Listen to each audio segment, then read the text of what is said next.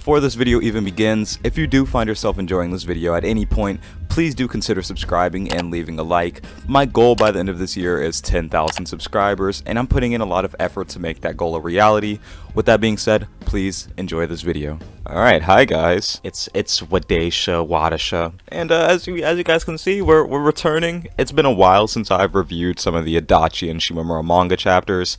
I know I missed the confession, I know I missed some stuff like that.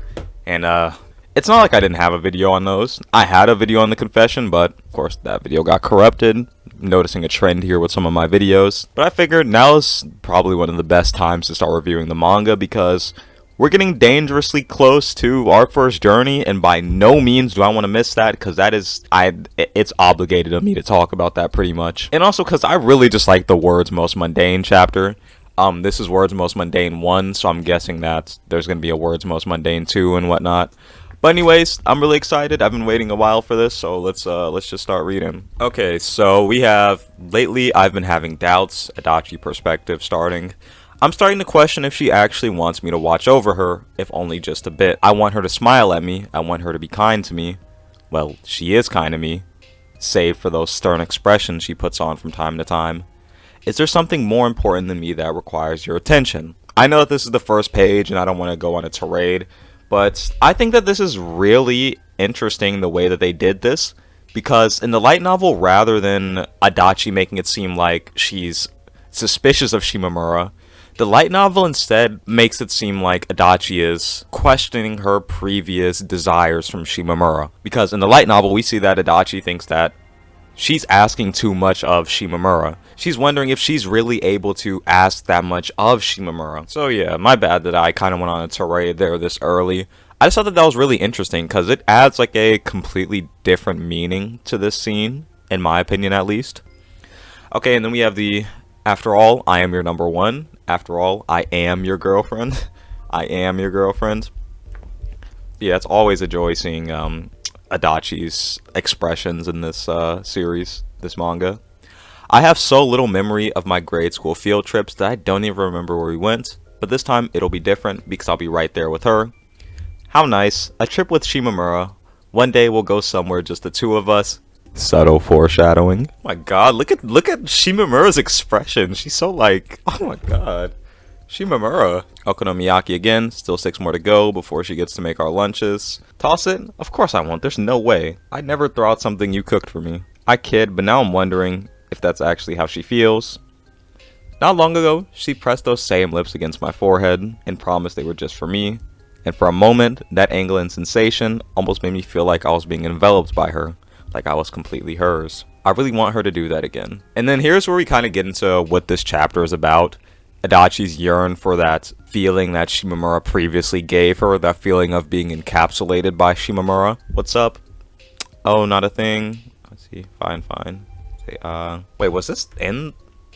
I think that scene was that in the light novel? Okay, apparently it is. Don't lose control of yourself.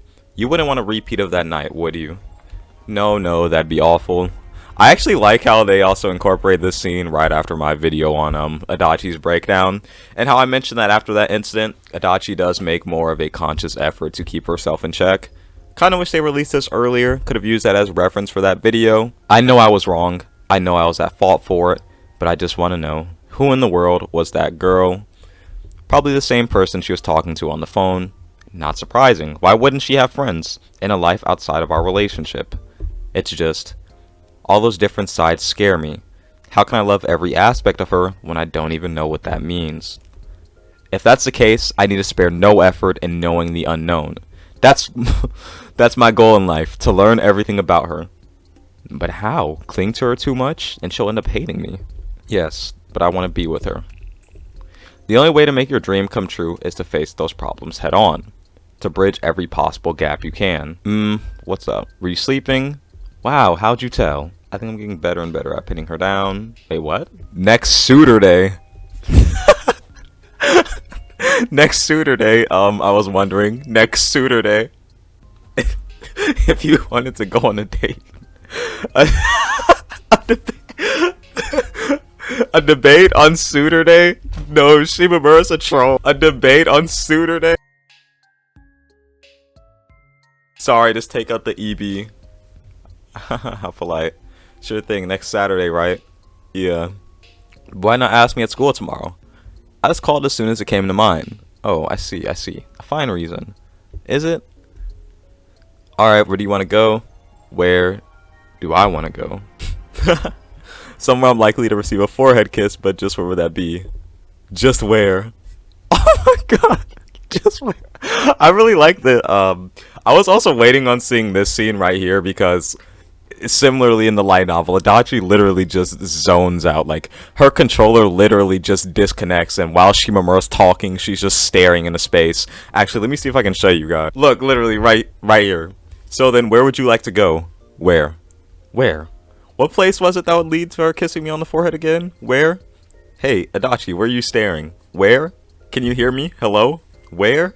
She completely just zones out. I like how they did the 1,000-yard stare too. That's really funny. Where? Does such a place actually exist? Gosh, I don't think I've thought this hard about something in my life. At the very least, I could be thankful that she's taller than me. Wait, is she? No, I'm the taller one here. Huh? Doesn't feel like it at all. Huh? Why not just skip the plans and ask her directly? I don't know, wouldn't that be a little weird? So, not like I'm normal to begin with. No, all that tells me is that I need to fix myself. But if that's off the table, then I guess it's back to brainstorming date ideas. I'll just call her and see how it goes. Shimamura decides to troll here. Shimamura does a little trolling. Hey, good evening. Why is it that every time I pick up the phone, it's you on the other end? Really?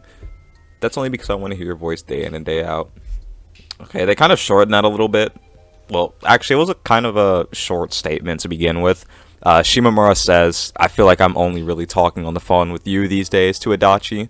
So she becomes a little more cognizant of how often she's spending time with Adachi, which I think is a really nice detail to put in. No big deal. So what is it today? Oh, I just wanted to ask you a question. Oh, what would that be? Can is head come again? Mumble, mumble, mumble. Sorry, I didn't quite catch that. Can you? Wait. Okay. Wait. So you want me to kiss you on the forehead? Yes. You could have just asked. I would have been happy to do that whenever. Oh my god. Actually, know what? Don't want to do it anymore. Oh my gosh.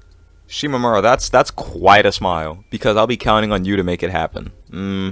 If I could, I wouldn't be here asking you. You got this. Oh, come on. Don't do everything in my power to make it happen.